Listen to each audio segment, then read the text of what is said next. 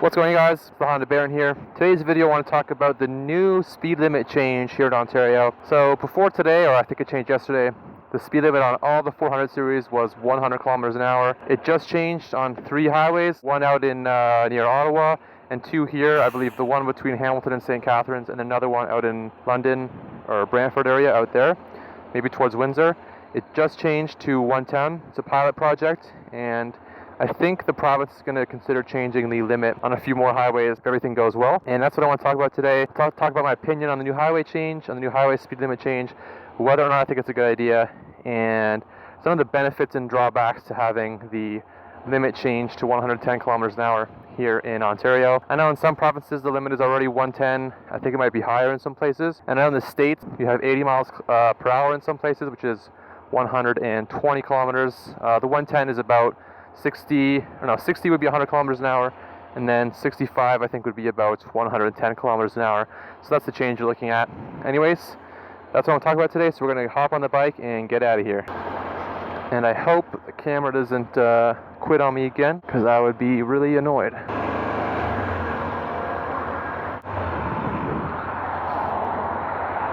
So when it comes to the speed limit change, the biggest point I want to make is that people are going to drive at the speed at which they feel comfortable driving. Oh, it's a cop, I think. I was about to just give her. He's gone. That's a giver, baby. So people are going to drive at the speed at which they feel comfortable.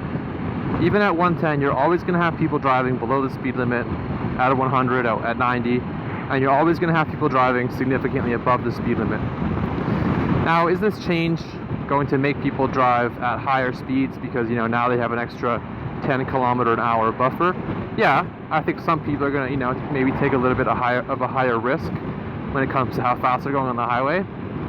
But generally, most people, I think, are driving in that 110 to 130 range. That's what it feels most comfortable at in, modern cars. That's what people feel safe driving at. I don't think that the people now driving 110 are going to drive 120. I don't think, yes, there will be some people that do, but I don't think everyone's going to. I don't think the people that are now driving 120 are going to start to drive 130, and so on. I think if you're already driving 130 on your way to work, you're going to keep driving at 130 because you still don't want to risk that ticket. You still don't want to take any more chances on the road. It's just the speed that you feel safe at driving. Now, some people are definitely going to drive faster, and people that do strictly follow the limit might bump it up to 110, and they might be following the higher limit. Look at this, guys. I can't catch a break out here.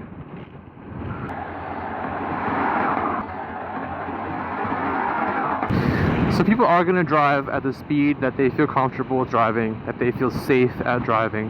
And the posted limit isn't going to make a big enough difference for most people.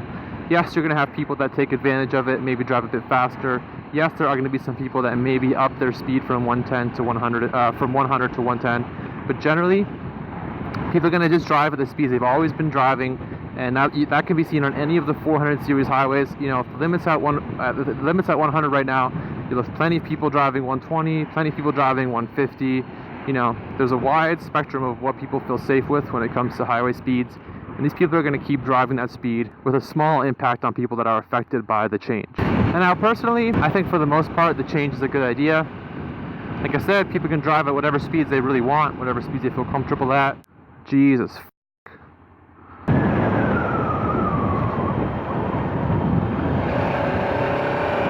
Alright, now that we are out of traffic, I can continue. I hate living here so much, you guys. I honestly am so sick of this. I'm so sick of Southern Ontario. Everywhere you go, there's traffic. People are retarded, just commuting, hours to get to work. Anyways. So, what was I getting at? Yeah, people are going to drive at the speeds at which they feel safe. Cars are more modern, cars are safer.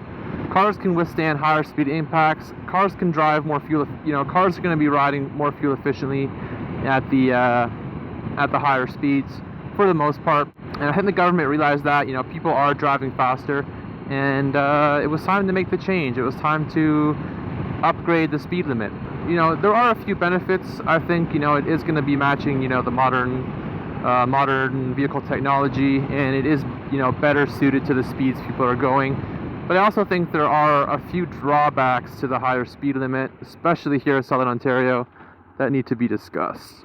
I think the biggest drawback to the higher speed limit is going to be fuel economy And you guys can check this on. You guys can check this by yourself if you have a if you have one of those cars that shows you the current fuel consumption.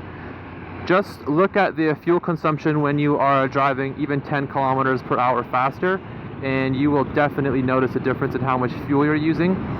And this is gonna be amplified by the higher number of people that might be driving faster, or that decide to now start following the higher limit. Now, people are going to be using more fuel in their cars. They're going to be spending more on gas, and it's going to be costing it's going to be costing drivers more money, especially over the course of a year of commuting. You'll be spending, you know, a not insignificant amount of money trying to keep up with cars at the higher limit, and this is going to result in more fuel being used, and an overall net negative, I think, when it comes to fuel usage and fuel economy. And now for some people this won't be a problem. You know, I pride myself on driving a fuel efficient car. I love my TDI, I love my Mazda 3, I love how fuel efficient the motorcycle is. Am I going to drive at these faster limits? Because even, you know, even on TDI, when you do kick it up even 10 kilometers an hour, you can definitely see a difference in fuel consumption. And the other issue I have with another issue that there is with the higher limit is trucks. So right now in Ontario, trucks are limited at 105 kilometers per hour.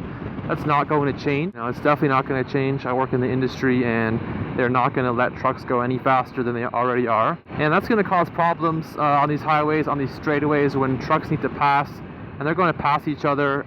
And they're going to pass each other, and they're riding beside each other at 105 kilometers each, both taking, you know, a kilometer, 2 kilometers, 3 kilometers to pass, and you're going to run into issues with traffic. People are going to be piling up behind them at these higher speeds, and it can also be dangerous for a lot of people, especially, say, newer or older riders that aren't used to going this much faster than what they previously were, and with trucks going slower, kind of clogging up the line, you know, holding everybody up.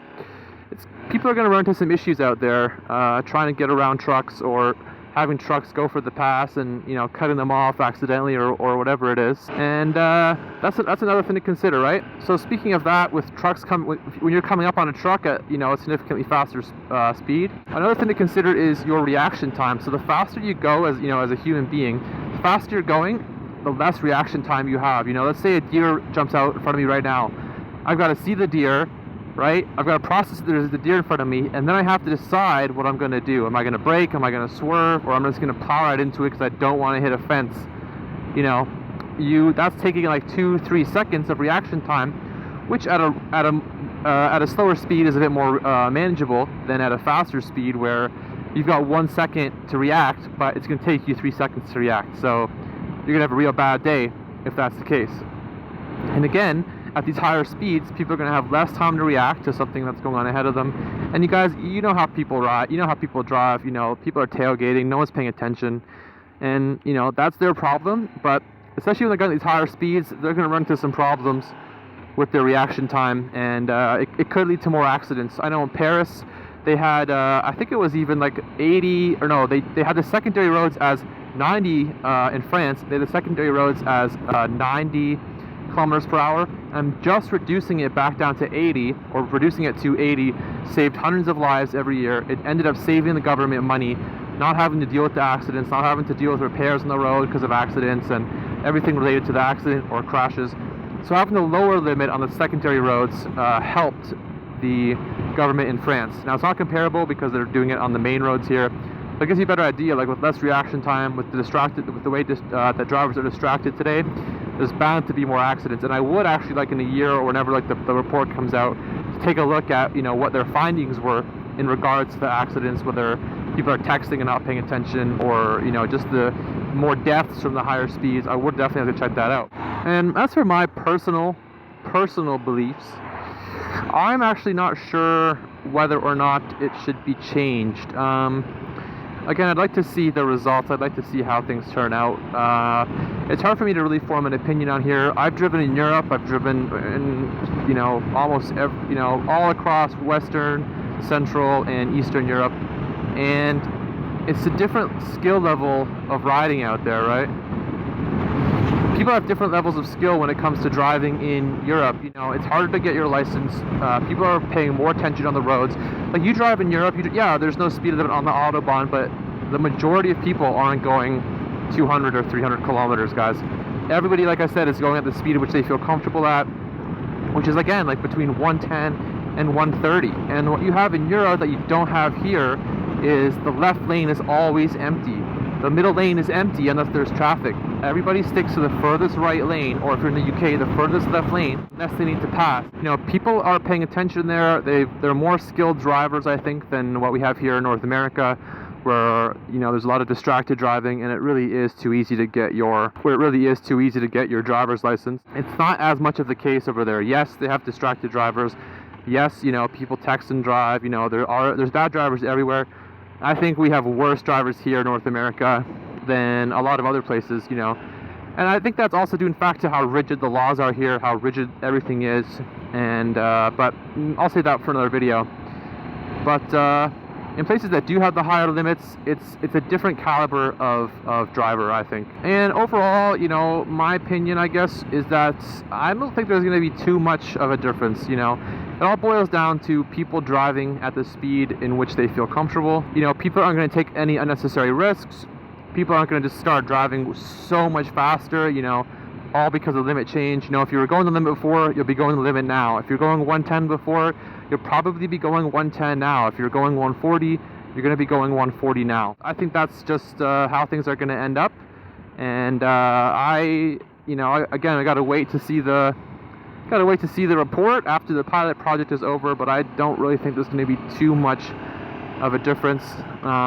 Just want to share my opinion with you guys about the new change here. If you're not from Ontario, I guess, well, too high of a gear.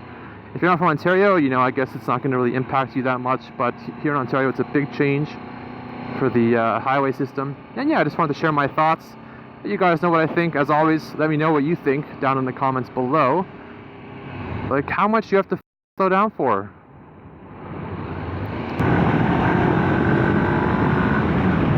As always, you guys, thank you for watching. Don't forget to give me a thumbs up if you liked the video. Click on subscribe to stay updated with my future videos. I'll be posting quite regularly, as much as I can. And wherever you are, I hope you have a wonderful day or a wonderful night. Thank you for watching, and we'll see you in the next video.